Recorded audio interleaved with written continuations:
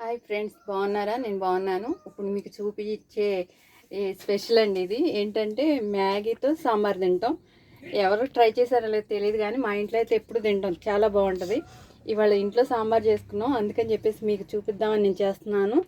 ఒకసారి చూడండి, ఇది ఉడకబెట్టుకున్న మ్యాగీ అండి. మా ఇంట్లో తయారు చేసుకున్న సాంబార్ ఇవి. చూడండి, అన్ని వెజిటేబుల్స్ వేసి చేసుకుంటాము. చాలా బాగుంటాయి టేస్ట్గా. ఇంకోసారి మీకు ఇవి ఎలా చేయాలో నేను చూపిస్తాను. ఇప్పుడు ఈ మ్యాగీలో మనం ఈ సాంబార్ పోసుకున్నాం.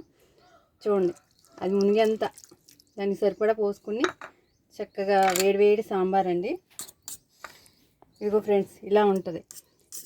ఏం లేదు, పిల్లలకి ఒకసారి సాంబార్ అన్నం కాకుండా ఇట్లా స్నాక్స్ లాగా సాంబార్లో మ్యాగీ చేసి పెట్టండి. ఎంత ఇష్టంగా తింటారో.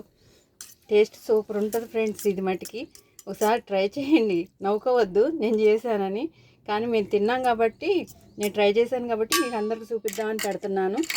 చక్కగా కూరగాయ ముక్కలు, మ్యాగీ, సాంబారు తింటుంటే అబ్బో ఎంత టేస్ట్ ఉంటుందో ఇదైతే.